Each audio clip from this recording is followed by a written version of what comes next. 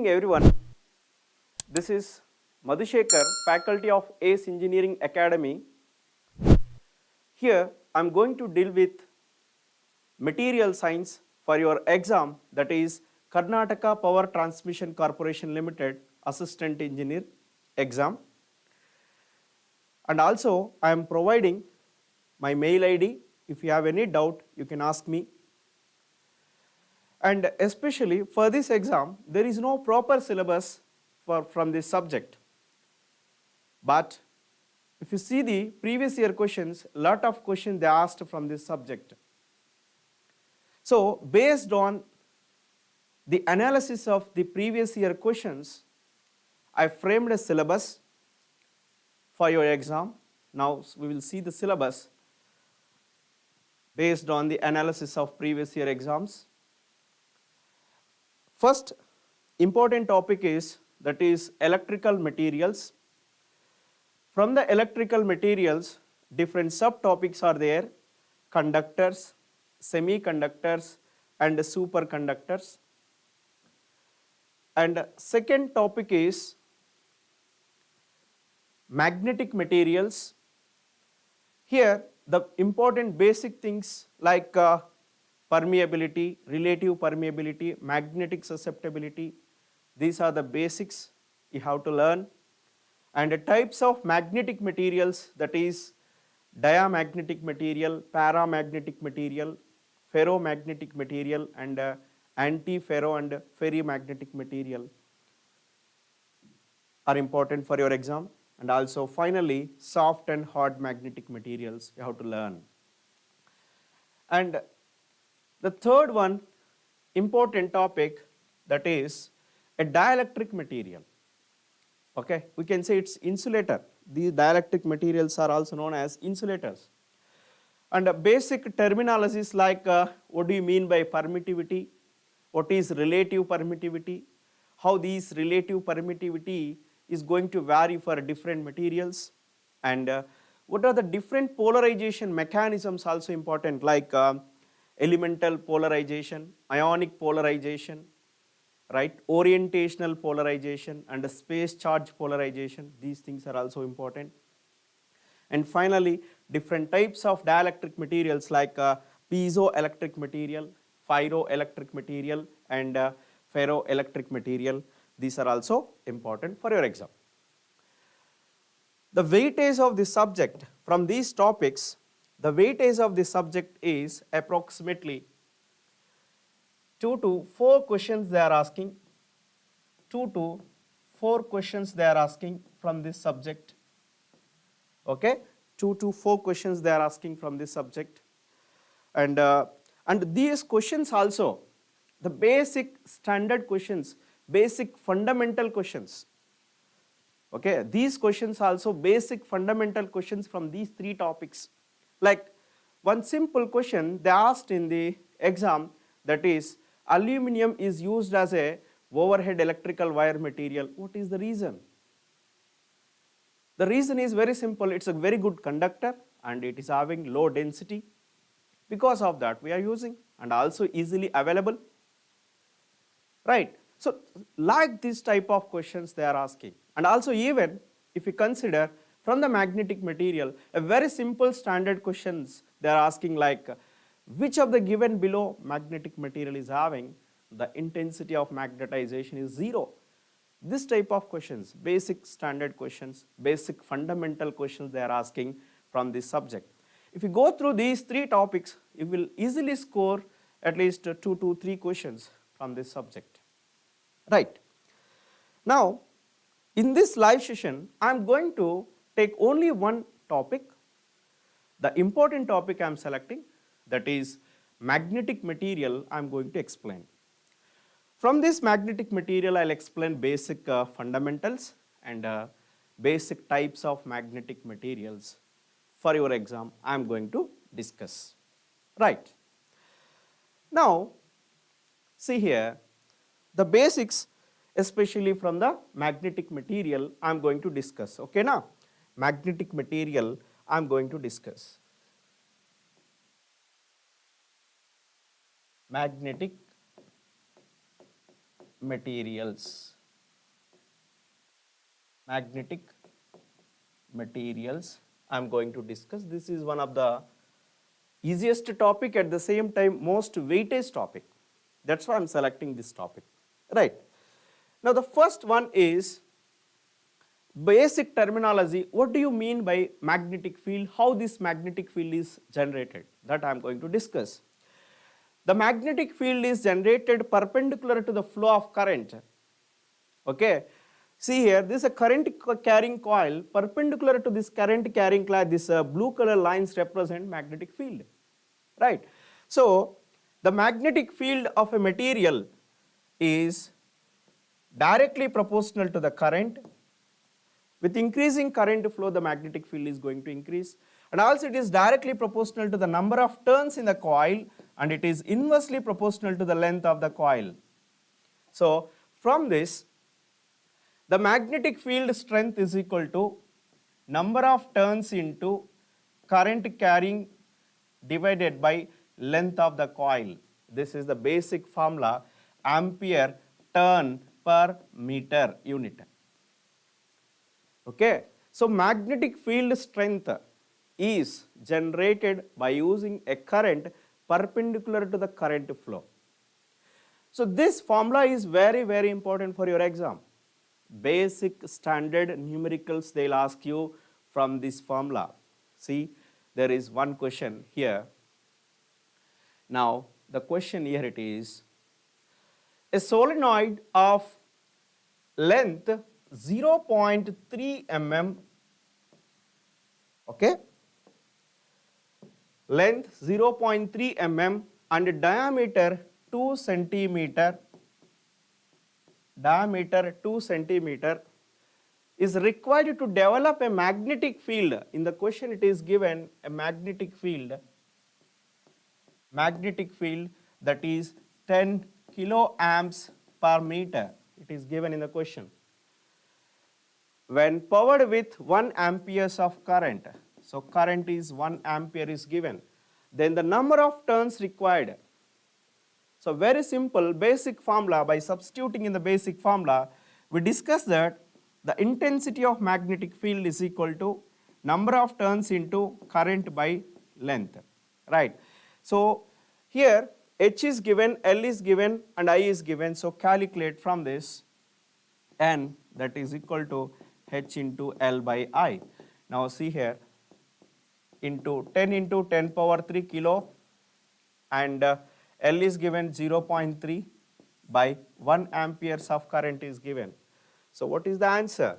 Answer here it is very simple, 3000, number of turns is 3000 number of turns. So answer for this question is B. This type of simple basic standard questions they'll ask you for your exam. Right. Now, is there anyone got the answer?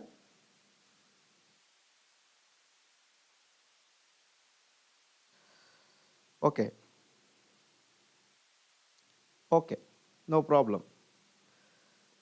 Right. Now, that is the magnetic field strength. Now next I am going to give about the intensity of magnetization. Generally, the intensity of magnetization is generated in the material due to the dipole moment, and this dipole moment is generated in the material due to the electronic configuration in the atom. In an atom, especially the outer orbital is having some free valence electrons, and these free valence electrons are having spin of electrons and revolution of electron around the nucleus and spin of electron around its own axis. Because of that, the magnetic dipole moment is generated. This magnetic dipole moment is represented in terms of Bohr magnetons. In case if there is one electron is there in the outer orbital, there is one Bohr magnetic moment is generated. If there are 4 electrons are there, then there are 4 Bohr magnetons of dipole moment is present. Like you take iron, iron is having 4 valence electrons theoretically. So the dipole moment of one iron atom is 4 Bohr magnetons. Bohr magneton is a unit of the spin off dipole moment generated due to the spin off electron. That physics I am not explaining here, the basic important things especially for your exam I am giving here. So the intensity of magnetization is nothing but it is the total dipole moment in the material per unit volume. For example, if I consider this is an iron piece, in this iron piece there are so many atoms, each atom is having some dipole moment. Like that, total dipole moment per unit volume is nothing but intensity of magnetization. So total dipole moment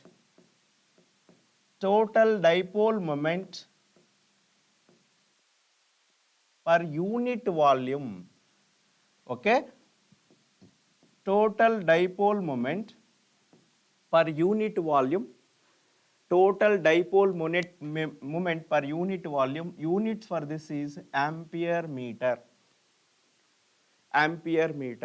okay now. The dipole moment depends on the free valence electrons, okay now. For example, if we consider iron atom, okay, its atomic number is 26. So the number of electrons, how many it is having? 26 electrons it is having, okay, 26 electrons it is having. How these 26 electrons are filled in the orbitals? It is like this: 1s2, 2s2, 2p6, 3s2, 3p6 and 4s2, right, and 3d6. Here in the d orbital, if you consider the d orbital, the number of cells are 5 and the total number of electrons which can be accommodated in the d orbital is 10, right. Now you can take a d orbital here, okay, the number of cells in the d orbital is 5, okay, number of cells in the d orbital is 5, 1, 2, 3, 4 and 5, right. And how these electrons are filled? There are 6 electrons are there in the d orbital in the iron metal. So first all the electrons are located in one direction, 5 electrons are located in one direction, 5 electrons are located in the 5 cells in one direction, and there is one more electron which is located opposite to that. Now if you observe carefully here, there are 4 free valence electrons in it, okay now. Each valence electron generates a dipole moment because of this revolution of the electron, spin off electron, right. So the dipole moment of one iron atom, see here, dipole moment of one iron atom is theoretically 1 Bohr magneton. The dipole moment of one iron atom is 4 Bohr magnetons because 4 valence electrons it is having. Like that, if we consider per unit volume, there are so many iron atoms, like n number of iron atoms if it is having, then total dipole moment is this unit is ampere meter square. Dipole moment unit is ampere meter square, okay now. Understand what do you mean by intensity of magnetization, right? It is the internal magnetization. Next. Now listen carefully here. There is one important thing I'll explain here. The magnetic susceptibility here I'm going to give. Magnetic susceptibility. What do you mean by magnetic susceptibility? Now listen carefully. For example, just assume this is an iron atom or iron material. Presently, this iron material is not a magnet.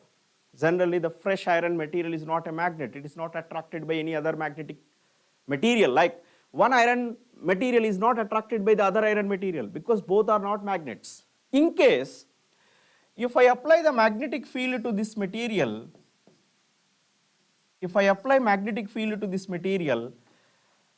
magnetic flux lines are moving passing through this iron material, and because of this all the dipoles, previously if you take an iron piece, that is not a magnet because the dipoles are randomly present, but once if you apply the magnetic field, all the dipoles are aligned in the direction and generate large intensity of magnetization.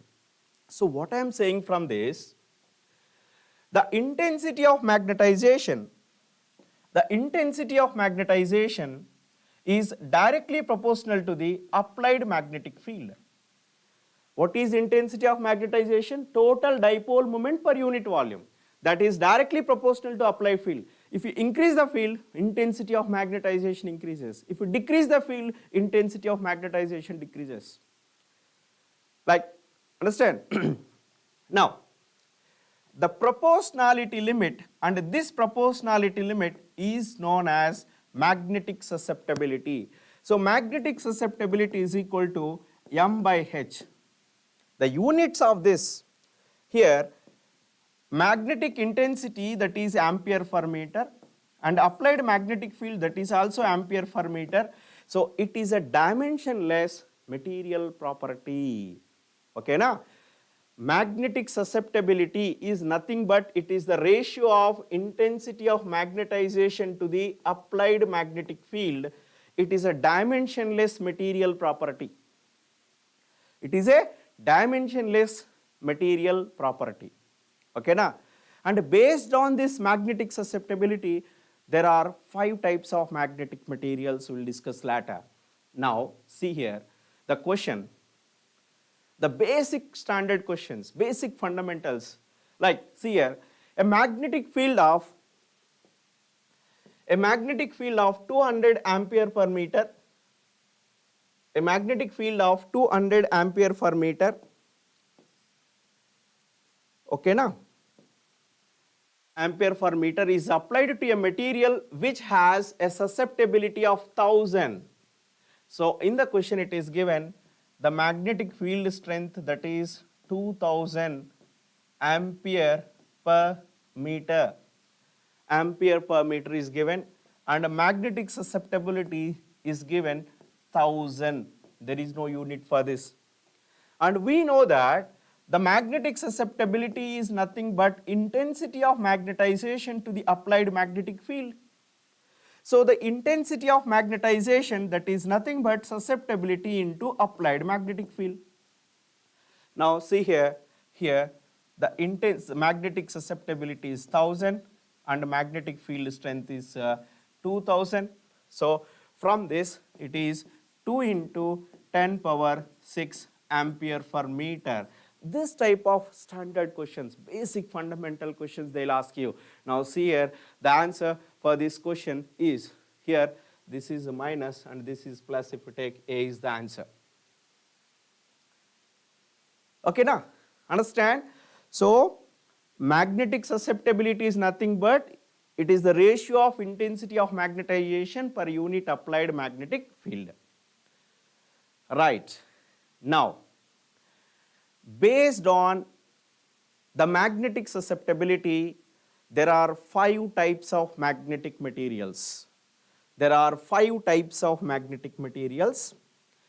One is a diamagnetic material. For a diamagnetic material, susceptibility is negative and small. For a diamagnetic material, susceptibility is negative and small. What do you mean by that? I'll discuss later. Next, paramagnetic material. For a paramagnetic material, the susceptibility is positive and small. Positive and small. I'll discuss later how it is positive and small. And for ferromagnetic material, the magnetic susceptibility is positive and very large.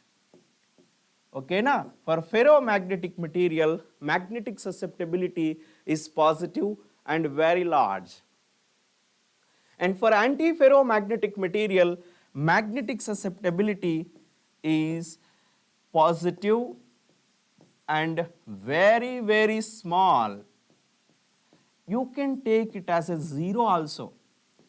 In your exam, in 1 year, in your KPTCL exam, they asked this question.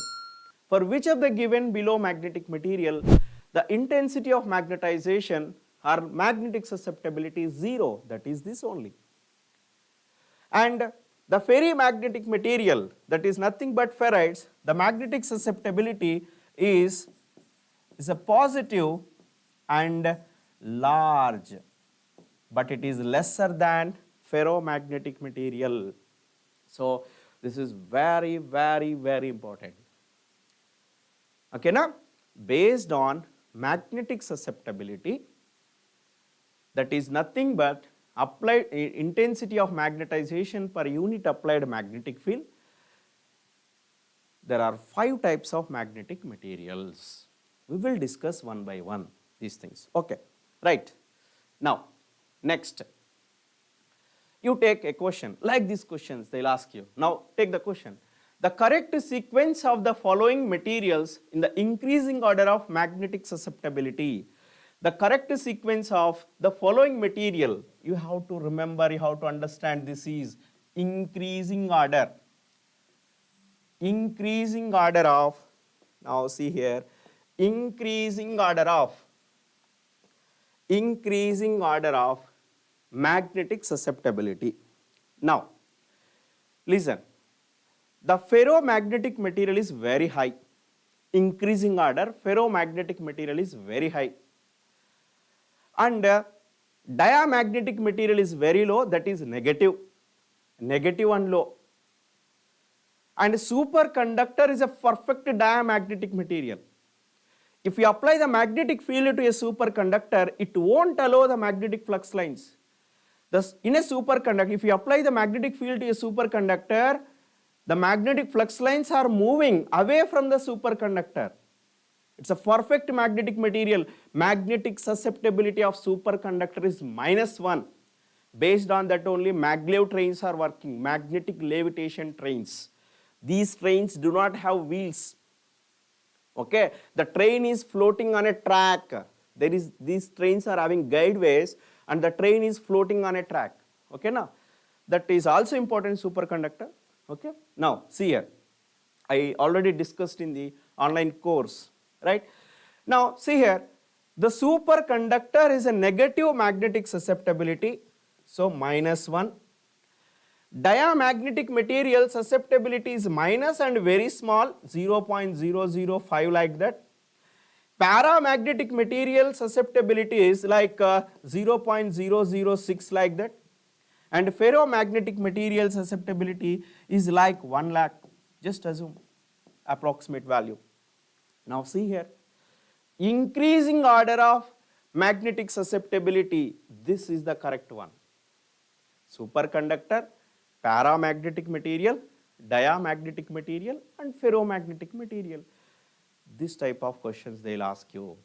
These things are very easy only if you know the basic fundamentals.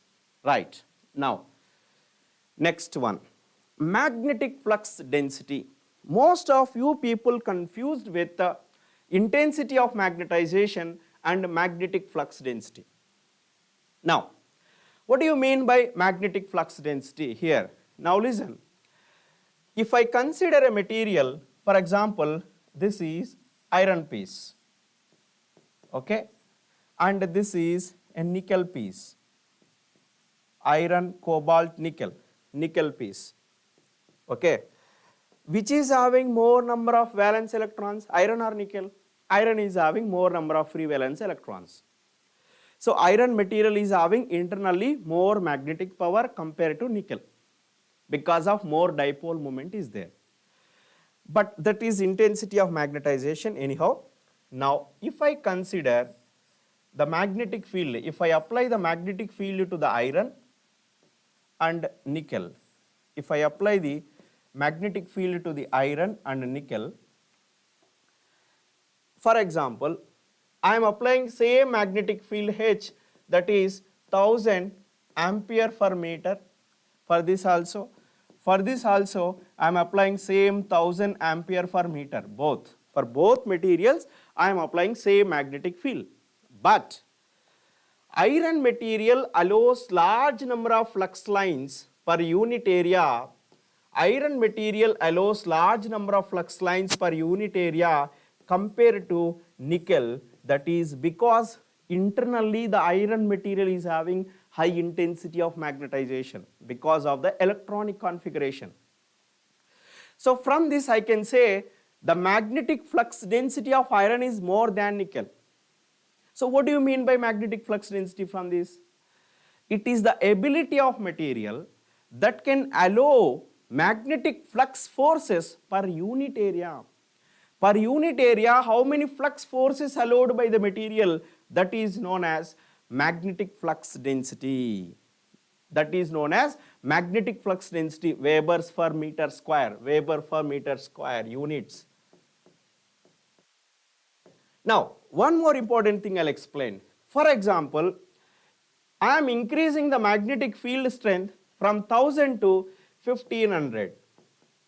I am increasing the magnetic field strength from 1000 to 1500. Okay, na? 1000 to 1500 I am increasing. 1000 to 1500 I am increasing. 500 more I am increasing for both 1500. Even if you increase 1500, the allowable capacity is going to increase. More number of flux lines which are moving into the material is going to increase in both cases. So what I am saying from this, the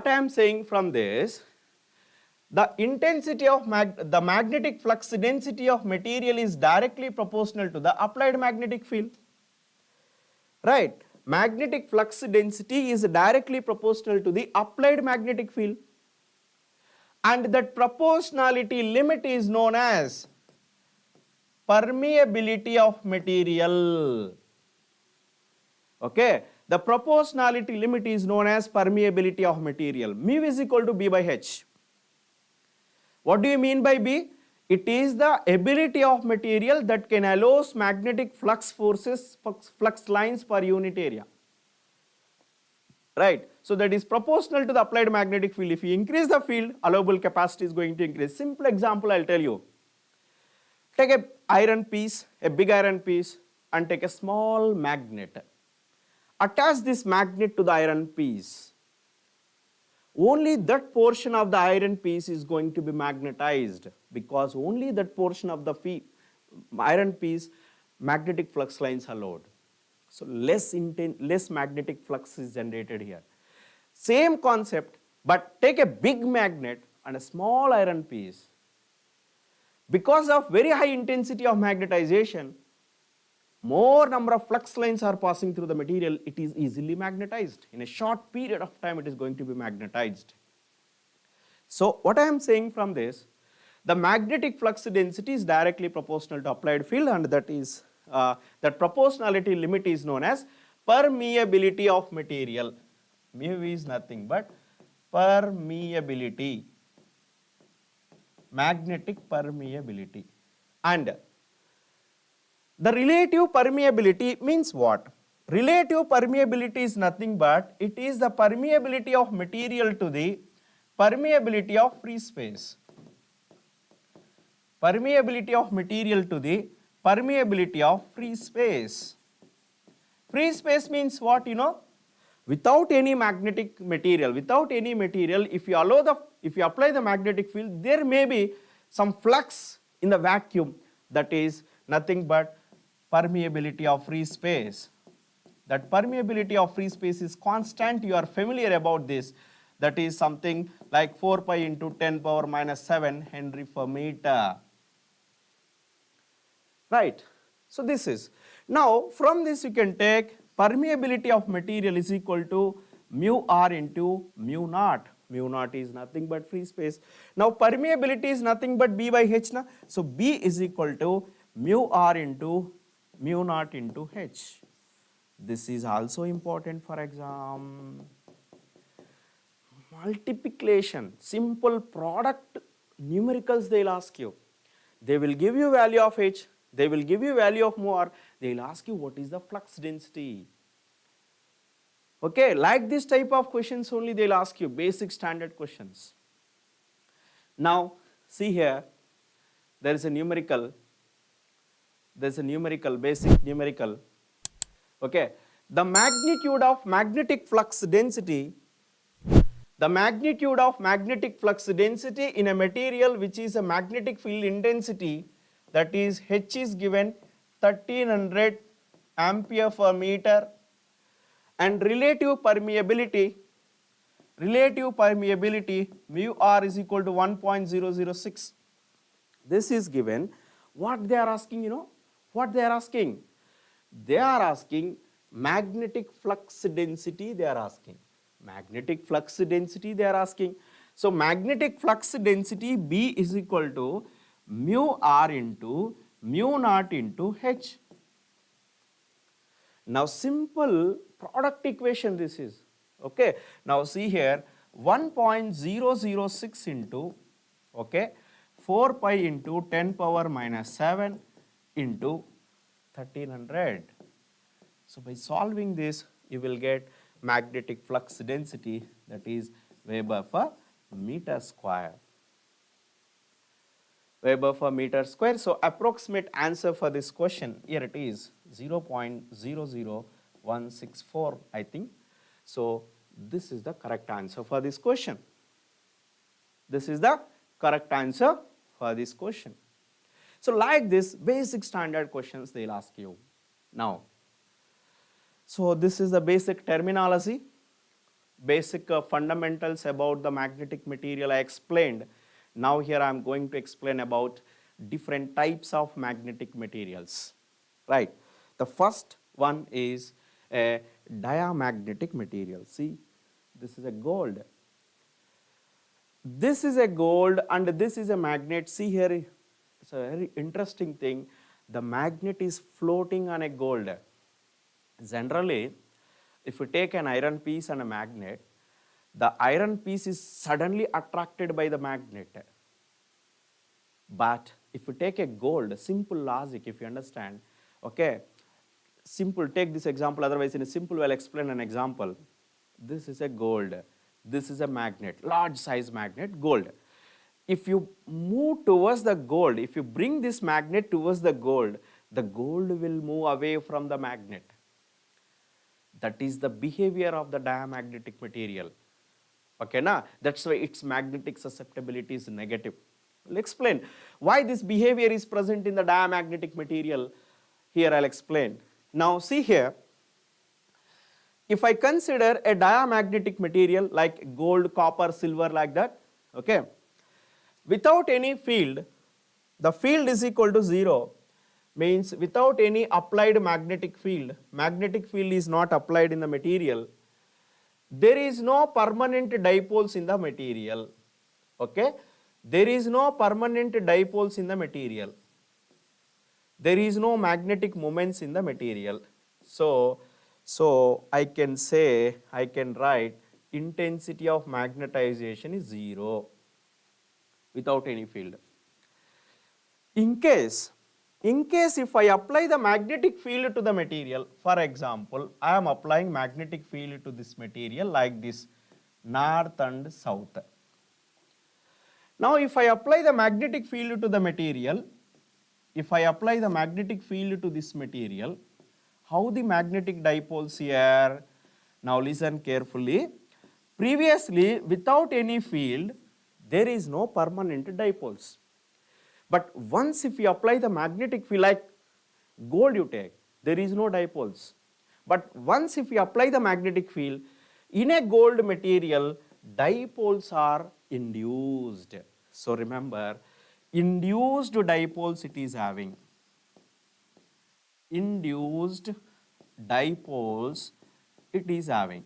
So by applying magnetic field, dipoles are induced, and interesting thing here it is, some of the dipoles, see, applied field is in this direction, but some of the dipoles are aligned in the opposite direction.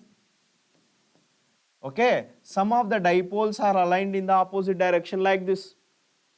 So because of the aligned dipoles which are in opposite to the applied field, the diamagnetic material is moving away from the magnetic field. See here, you take this example. This is a powder. diamagnetic material powder. Okay. Now I am applying magnetic field to this powder. This powder is moving away from the field. There is a field here na. This powder is moving away from the strong magnetic field. Why? Because of opposite alignment of the dipoles. Remember, here one important thing you have to remember. Here it is not all the dipoles are aligned in the opposite direction. If all the dipoles are aligned in the opposite direction to the field, the gold material won't exist on the earth, because the earth is a big magnet. The gold is on the earth, right? So it won't exist. It may be somewhere else, some troposphere or stratosphere like that. Right? What is here you have to understand is only some minor number of dipoles are aligned opposite to the field. Only some minor number of dipoles are aligned opposite to the field. Because of that, and what about remaining dipoles? The remaining dipoles are randomly oriented. There is no proper order. Because of random orientation of the dipoles, these dipoles are going to cancel out. Only opposite dipole generate some intensity of magnetization. So from this I can say intensity of magnetization is negative and small. Intensity of magnetization is negative and small. And what about susceptibility?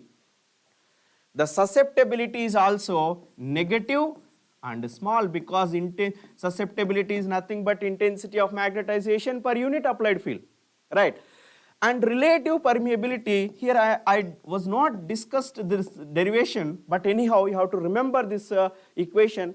Relative permeability and susceptibility relationship is mu r is equal to 1 plus susceptibility. So if susceptibility is negative, for example, like just let us take minus 0.0008, okay na? What about relative permeability? 1 minus 0.0008, that is nothing but mu r is less than 1 but positive. Important. Mu r is less than 1 but it is positive. Susceptibility is negative and small. In case susceptibility is negative and large, mu r is also going to be negative, but it is small. Because it is allowing some flux lines, permeability is there. If you take superconductor won't allow the flux lines. If you apply the magnetic field, it won't allow the flux lines. So relative permeability is 0. Susceptibility is, if it is 0, susceptibility is -1 for superconductor. That is different. Okay now? Right. So from this, what is important, the graphs are important for your exam. Now if we consider intensity of magnetization and applied magnetic field, intensity of magnetization and applied magnetic field, if we consider, okay, the graph is like this. It is negative, na? M by H is negative, so fourth coordinate this is dia. Okay, na? Very important. In case if we consider B by H graph, this is B and this is H graph, if we consider, this is positive, so that it is like this. Diamagnetic material is like this. And another important thing, diamagnetic material is independent of temperature. At any temperature this behavior exists, even in the liquid state also. Okay na? So diamagnetic material is independent of temperature. Remember that. Now some of the examples I am going to give here for your diamagnetic material. So diamagnetic material, the color is this one. Now see here, diamagnetic material color is this one. So here you can see all these are comes under diamagnetic material except some aluminum and tin. So important thing for your exam, you have to remember these things. Copper, gold, silver. Remember, copper, gold, silver, they are good conductors good electrical conductors, good thermal conductors, but they are magnetic in nature. And also remember, silicon and germanium, these are good semiconductors, they are also diamagnetic in nature. Silicon and germanium, they are good semiconductors, they are also diamagnetic in nature. Understand? These are the examples you have to remember for your exam. But most of the important examples, what are the examples you have to remember? Copper, silver, gold, silicon, germanium. These examples you have to remember for your exam. Even superconductor also, even diamond also. Carbon is a diamagnet. Diamond is also a diamagnet. It's not a good magnet, diamond. Okay, now? Right. Now, the next one, right, a question you see here from the diamagnetic material. The magnetic susceptibility of diamagnetic material is very simple. The magnetic susceptibility of diamagnetic material is negative and small. So very simple, easy to get now. If you understand the basic funda, easy to get this answer. This type of questions only they will ask you for your exam. Okay, na? Don't forget. Now, the next one is a paramagnetic material. Right. So paramagnetic material. Now see here, what is this paramagnetic material? In the universe, most of the materials are paramagnetic material. The paramagnetic materials are having permanent dipoles. Even without any field, field is equal to 0, without any field, it is having permanent dipoles. Means each atom is having a dipole moment. Okay, na? Each atom is having a dipole moment based on the electronic configuration. But the important thing here it is, in a paramagnetic material, without any field, these dipoles are randomly present. Remember, without any field, these dipoles are randomly present. There is no proper order. These dipoles are randomly present. No question? Okay, no problem. Without any field, these dipoles are randomly dipoles. So remember, permanent dipoles are present. Permanent dipoles. These materials are having permanent dipoles. Without any field, the dipoles are randomly oriented, so intensity of magnetization is 0, simple, because of cancellation of these dipoles. Now, in case if you apply the magnetic field to this material, if you apply magnetic field to this material, okay, if you apply magnetic field to this material, some of the dipoles are aligned in the direction of the field. Some of the dipoles means minor dipoles, not all dipoles. It's a para, it's a non-magnet we can say practically, right? So only minor dipoles are aligned in the direction of the field. Okay, and remaining large number of dipoles are randomly oriented. There is no proper order. Like this. Because of the random orientation of the dipoles, very less intensity of magnetization is generated. Only minor dipoles, what are those? This one, this one, this one, this one, this one, like that. So because of minor dipoles which are aligned in the direction of the field, so that it is positive and small. Intensity of magnetization is positive and small. And what about susceptibility? That is m by h na?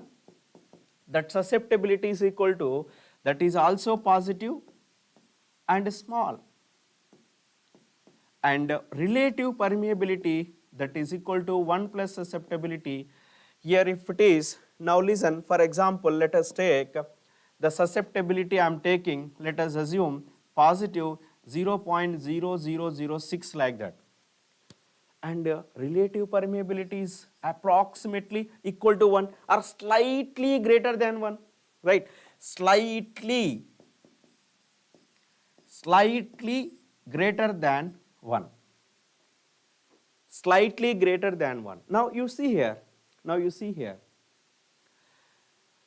This is a paramagnetic material powder. Okay, this is a paramagnetic material. Now if I apply the magnetic field to the material, the powder is trying to move towards the strong magnetic field but not very high, only some, because of only minor dipoles are aligned in the direction of the field. Now I'll give you the graph related to this paramagnetic material. Okay, this is M and H, and this is B and H. So the susceptibility of the paramagnetic material is positive now. So it is in the first coordinate. So this is a paramagnetic material. Even relative permeability is also positive now. So this is paramagnetic material. In case if we consider for dia, for susceptibility is negative, so this is a dia, but here it is dia. Now tell me, where is the free space? If we consider BH graph, where is the free space? The relative permeability of free space is what? 1. Now see here, the free space is this one. This is free space. Okay, now see here, the relative permeability of diamagnetic material less than 1. The relative permeability of free space is 1.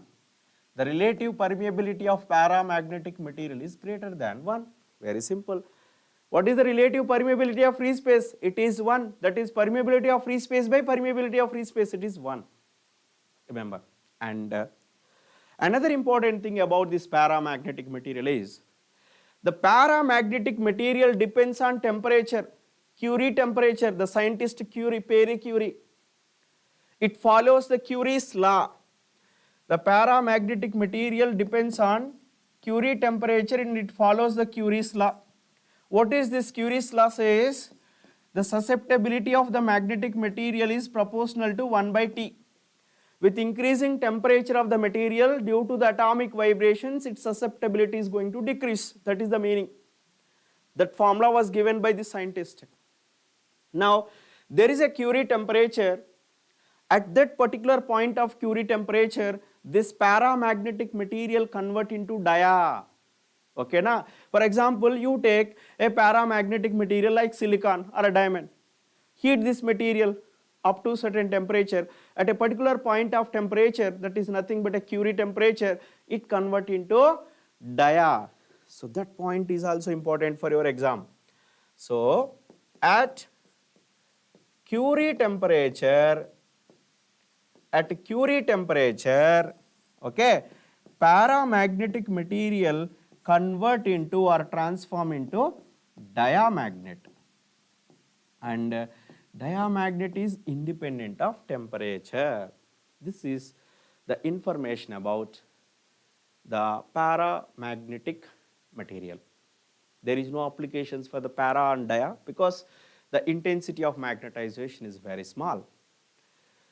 Now see here, paramagnetic material is represented with this color. So now see here, sodium, magnesium, calcium, strontium, barium, titanium, and platinum. Aluminum is an example of paramagnetic material, and oxygen. Remember, oxygen is an example of para. Oxygen is an example of para. Uranium also is an example of para. Remember some of these examples. Important example is oxygen. Otherwise you take air. Air is an example of para. In one exam, in one competitive exam, they asked the liquid oxygen is what type of magnetic material? It's a paramagnetic material. Oxygen is a paramagnetic material, don't forget. Okay, na? Right. So that is the information about the paramagnetic material. Now there is one question The way of asking question for your exam is like this. There is one question, that is the Curie law for paramagnetism. The Curie law of paramagnetism, here susceptibility X represent, B is the magnetic flux density, C is a constant, Curie constant we call it as. So Curie law, what it represent, susceptibility is equal to C by T, right? So where it is present, susceptibility is equal to C by T, D is the answer. Even sometime they will ask you questions, they will give you susceptibility at a temperature T1 and they will give you T2, what is the susceptibility at T2 temperature. So very simple from this, susceptibility at 1 by susceptibility at 2 is equal to T2 by T1. Use this equation to solve this type of simple questions, but don't forget to convert this Celsius into Kelvin. You should convert Celsius into Kelvin, then only you will get it. Okay, na? Right. Right. Now the next one, the third type of magnetic material is a ferromagnetic material. Right. So what is this ferromagnetic material? It's important one. Now the ferromagnetic material, first I will give you the examples, then you can easily understand. Iron, cobalt, nickel, gadolinium and dysprosium. Okay, gadolinium and dysprosium, these are two rare earth elements. The intensity of magnetization of gadolinium and dysprosium is very, very high. Maybe the cost is high, but in future most of the magnetic material equipments from these two only. Okay, do you know the iron material, iron atom magnetic dipole moment is 4 Bohr magnetons, but dysprosium, gadolinium is 7 Bohr magnetons, very high intensity of magnetization it is present. Okay, anyhow, leave it. Now come to the point, the ferromagnetic materials are having permanent dipoles even without any field. Now simple example I will tell you. Just assume this is an iron piece. This iron piece is not attracted by any other iron piece because it is not a magnet, but it is a good ferromagnetic material. Why it is not attracted by any other magnetic iron piece? That is because in this iron piece, now for example, I will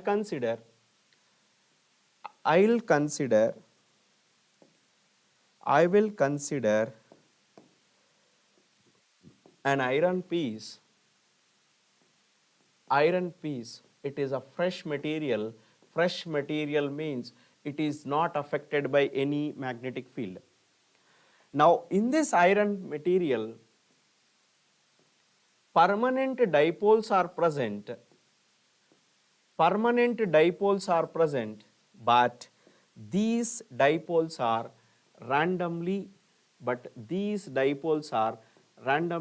oriented like this,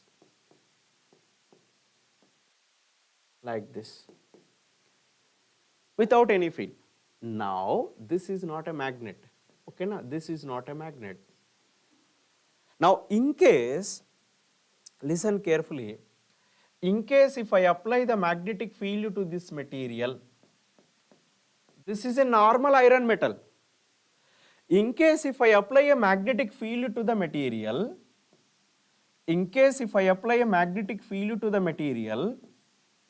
okay, large number of dipoles, otherwise you can say all the dipoles or most of the dipoles are aligned in the direction of the field and generate very, very large intensity of magnetization. That's why its magnetic susceptibility is very high.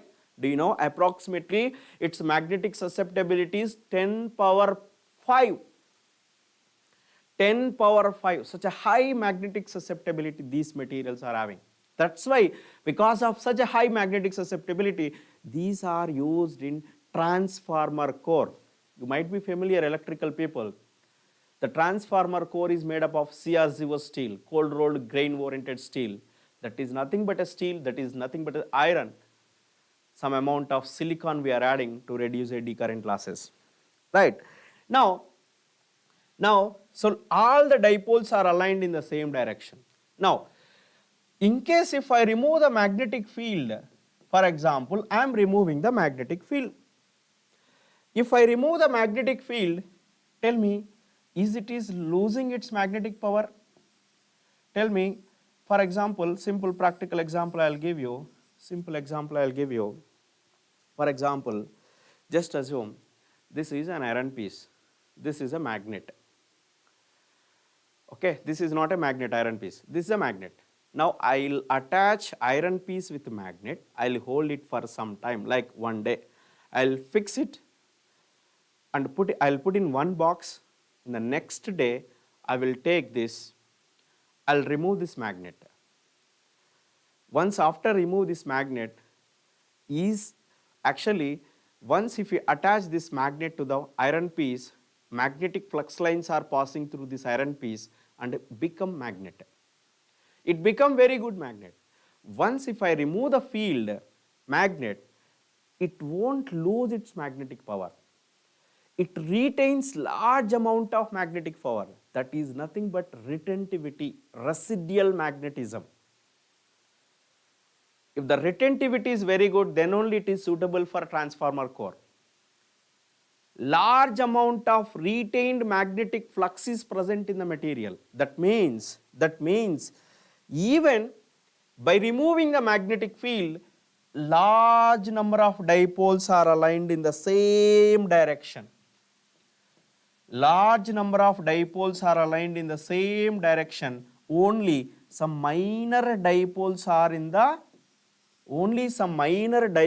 randomized. Okay, na? Only some minor dipoles are randomized. So it is known as spontaneous magnetization. Spontaneous magnetization means what? It is nothing but the magnetization present in the material without any field.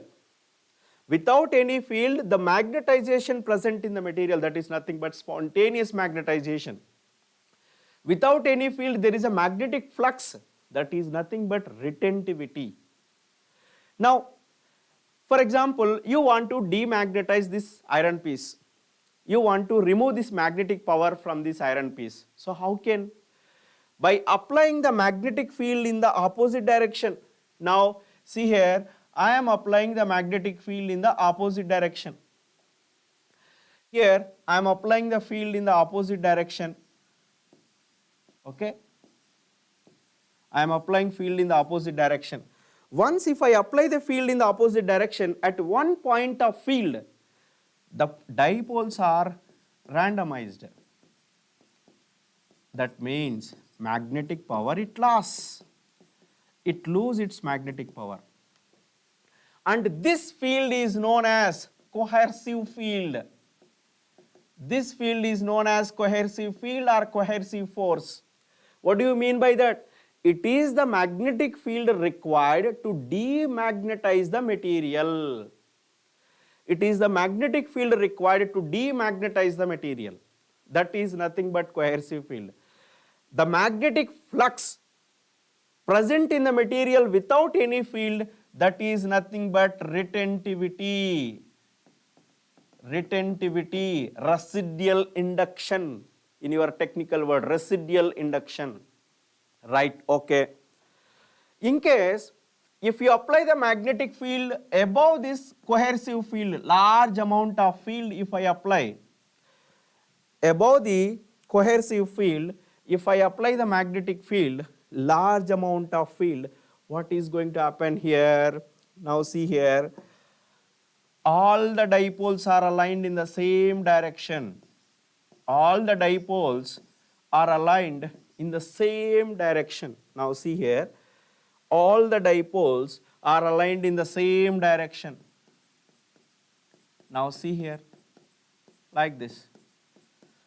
Previously, you take this one, we apply the field in this direction so that all the dipoles are in this direction. Now here, we apply the field in this direction, so all the dipoles in this direction. So what we can say, there is a large intensity of magnetization present in the material. There is a large intensity of magnetization present in the material. So from this, I can say magnetic susceptibility is positive and very large. magnetic susceptibility is positive and very large, and relative permeability is also much more greater than 1, and these materials are also having the hysteresis losses. Now see, this is the hysteresis graph, now BH graph. Now this is known as the retentivity or residual flux. It is the magnetic flux retained in the material without any field. And it is the coercive field, it is the field required to demagnetize the material. Okay, coercive force or coercive field is nothing but it is the field or force required to demagnetize the material. It is the retentivity is nothing but it is the magnetic flux present in the material without any field. And for your exam point of view, sometimes they will ask you very simple questions from this. They will give you the graph like this. They will ask you what is the hysteresis loss. So very simple, by calculating the area of this BH graph, you will get hysteresis loss BH graph. This BH graph area represent the hysteresis loss, that is joules per unit volume. Okay na? The area of this hysteresis loop BH graph that represent joules per unit volume. So in the question they will give you the value of this like 1 and minus 1, like 100 and you take it as a 1, you take it as a minus 1, like that they will give you 1 Tesla, minus 1 Tesla, 100 ampere per meter. So by calculating area, you will get BH, the hysteresis loss. But most of you people are doing mistake here. What type of mistake you are doing, you know? They will take 100 into 1, 100 joules per meter cube, most of you people are considering. But you have to, don't confuse, this total length is 2. This total length is 200. Okay na? So 2 into 200 is the answer. Don't take 100 into 1. 2 into 200 is the answer. This type of questions they will ask you for your exam. Next, another important thing is, the ferromagnetic material depends on temperature and it follows Curie-Weiss law. The ferromagnetic material depends on temperature and it follows Curie-Weiss law. What it represents? Susceptibility is equal to C by T minus theta.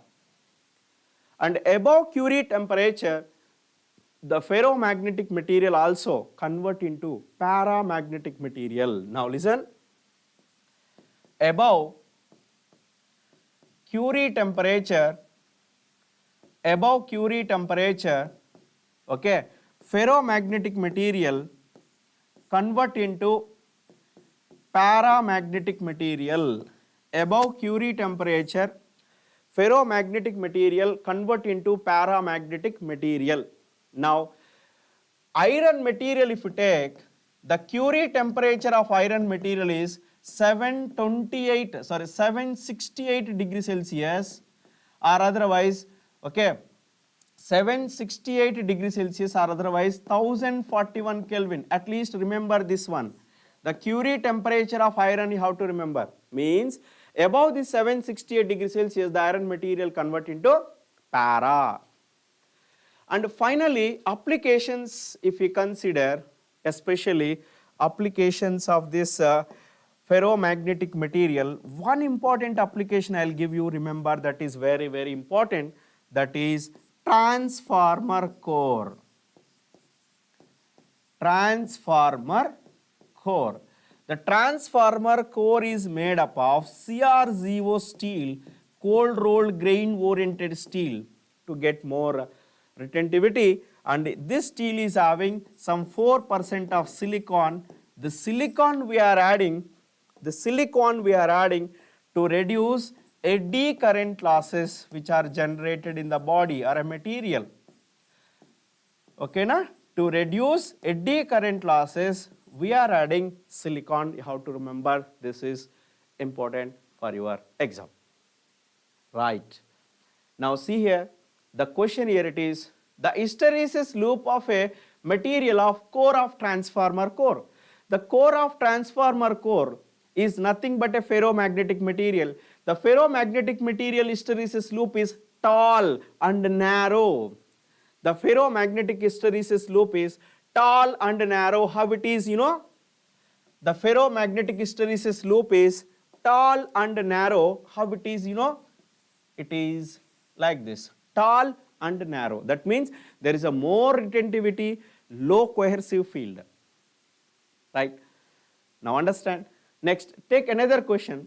The coercive force in a ferromagnetic material is related to. The coercive force in the ferromagnetic material is related to what? It is, if we consider the hysteresis loop,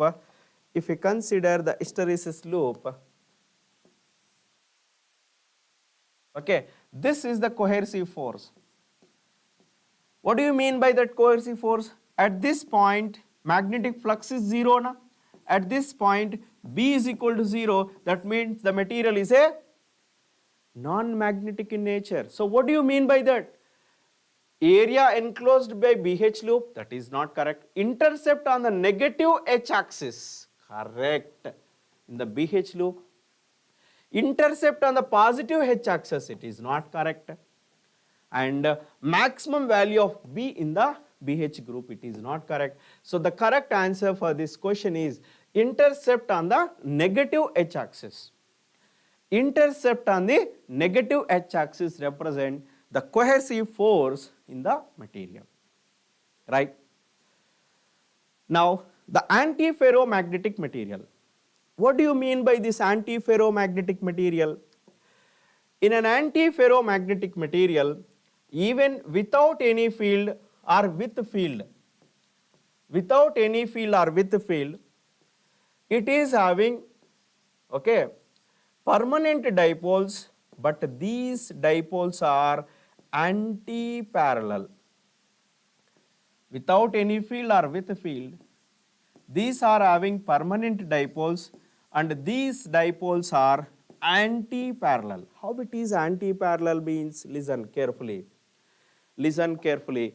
Now, for example, this row of dipoles are in one direction and this row of dipoles are in one direction and this row of dipoles are in one direction, like this. See here. This row of dipoles are in one direction. This row of dipoles are in the opposite direction. So net magnetic moment is 0 na? Net magnetic moment is 0 without any field. Even with the field also, they are following anti-parallel with equal magnitudes, but this is at absolute 0 Kelvin temperature. So net magnetization 0 at 0 Kelvin. This question only they asked for your KPTCL AE exam. Which of the given below magnetic material, the net magnetic moment is 0, that is antiferro. Okay. This is actually at a 0 Kelvin net magnetic moment is 0, but with increasing temperature, there may be some atomic vibration. Due to that, some random arrangement of dipole, there may be small intensity of magnetization. That's why susceptibility is positive and very, very small. Susceptibility is like this, 0.00000008 like that. You can take it as a 0 also, no problem. And this antiferromagnetic material, like see here the diagram, anti-parallel with equal magnitudes, and these materials are following Neal's law. Okay, these antiferromagnetic materials are following Neal's law, that is susceptibility is equal to T by C by T plus theta. And above Neal's temperature, okay, this antiferromagnetic material convert into paramagnetic material. This antiferromagnetic material convert into para. Now, see here, I'll give you some of the examples of this antiferro. There is no applications. Okay, there is no applications. Examples, if you take, you consider metallic oxides simple word I am giving, metallic oxide comes under this, like MnO, Cr2O3, right, FeO. These are the examples of some of the antiferromagnetic material. So antiferromagnetic material also depends on temperature. See here, metallic copper is an example of, see here, metallic copper is a dia, okay. Metallic oxide, if you take iron oxide, manganese oxide, chromium oxide, then it is a antiferromagnetic material. Metallic copper is a diamagnetic material here, right. Now finally, the last one is a ferrimagnetic material. Now, the ferrimagnetic material is a combination of ferromagnetic material and antiferromagnetic material. In the ferromagnetic material, all the dipoles are aligned in the same direction, and in the antiferromagnetic material, dipoles are aligned in the anti-parallel manner with equal magnitudes. Because of equal magnitudes, cancellation of these dipoles, magnetic moment is zero. But in this case, anti-parallel with unequal magnitudes. Now, even by considering without field or with field, okay, without field or with field, they are having anti-parallel with unequal magnitudes. Now see here, anti-parallel with unequal magnitudes. These are having anti-parallel with unequal magnitudes. What do you mean by this? Now see here, this row of dipoles are in one direction and these row of dipoles are in one direction, like that. Anti-parallel dipoles without field. Now if you observe carefully, this cancel out, this cancel out. Magnetic moment is present without any field now. We call it as a retentivity. Retained magnetic flux is present. Spontaneous magnetization is present in this also. So ferrimagnetic material also generate hysteresis losses. So remember, out of 5 types of magnetic materials, ferromagnetic material and ferrimagnetic materials both are having spontaneous magnetization. So both are having hysteresis effect. Understand? Even by applying field, this row of dipoles are adjusted in the direction of the field and this row of dipoles are in the opposite direction. See now, see here. So here also cancel out this one, but remaining dipoles are in the same direction of the field. So intensity of magnetization it is generated. But if you compare with the ferromagnetic material and this one, the ferromagnetic material generate large intensity of magnetization because all the dipoles aligned in the same direction, but here it is not. So susceptibility is positive and large here, but susceptibility is positive and very large in the ferromagnetic material. Susceptibility is positive and very large in the ferromagnetic material. Okay, na? And these materials also generate hysteresis effect, and this material also depends on temperature and follows Curie's law. Above Curie temperature, this material also convert into, above Curie temperature, this material also convert into, okay, above Curie temperature, okay, above Curie temperature, ferrimagnetic material also convert into para. Now one interesting thing I'll explain about a ferrimagnetic material. What is that, First I'll see the examples. Based on that examples I'll explain. Examples are inverse spinel structure ceramics. Examples are spinel structure ceramics. What are these spinel structure ceramics? Like Mn Fe2O4 and Mn Fe2O4 and Ni Fe2O4, Zn Fe2O4 and Li Fe2O4. These are the examples, inverse spinel structure example. And all these are ceramics. And ceramics are electrically insulators, na?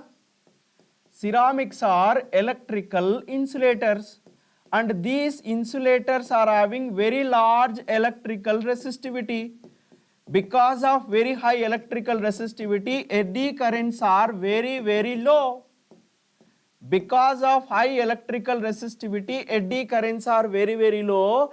So because of this characteristic, the ferromagnetic materials are especially used for high frequency applications. This is very, very important. High frequency transformer core. If you want to make a high frequency transformer core, go for ferromagnetic material. Why? Why not ferro? Ferromagnetic material, that is nothing but iron, cobalt, nickel. These are electrical conductors. So there may be a electrical, there is a generation of large electrical eddy current losses. But here, in this case, it is a ceramic, it is an insulator.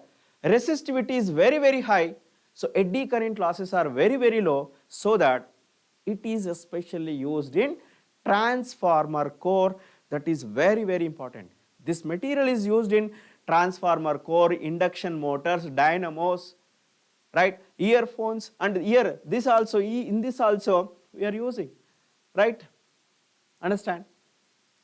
That is the information about ferromagnetic material. Now, the ferrites can be considered as a mixed oxides of metal A and B with inverse spinel structure. So what is this? See, I gave this one na, like MnFe2O4. So A, B2O4 is the answer for this question. Very simple question. Understand? This type of simple questions they will ask you for your exam. Now see here, finally, ferromagnetic material, all the dipoles are aligned in the same direction. Antiferromagnetic material, anti-parallel with equal magnitude, so cancellation of the dipoles. Ferrimagnetic material also same, but large quantity, magnitude is high. And paramagnetic material, random orientation of the dipoles. Finally, if I give you the BH graph and MH graph of both materials, if I give you, this is also important for your exam. See, this is MH graph. If I consider this MH graph, this is dia, negative susceptibility. This is para, positive susceptibility. This is ferro, very high susceptibility. And this is ferri, in between that. And if we consider BH graphs of all these magnetic materials, this is dia, this is para, this is ferro, ferri, this is ferro, and where is antiferro, you know? Antiferro is in between these two. This is antiferro, in between para and dia. This is antiferro. You have to remember these graphs are important, ideal theoretical graphs. And this is a free space, vacuum. Okay, na? Right? So here, this is the information about the different types of magnetic materials I explained. Like that, all topics are there in our ACE online platform. You can subscribe so that you will get good number of marks for your exam. So all the best for your KPTCL Assistant Engineer exam. Cut.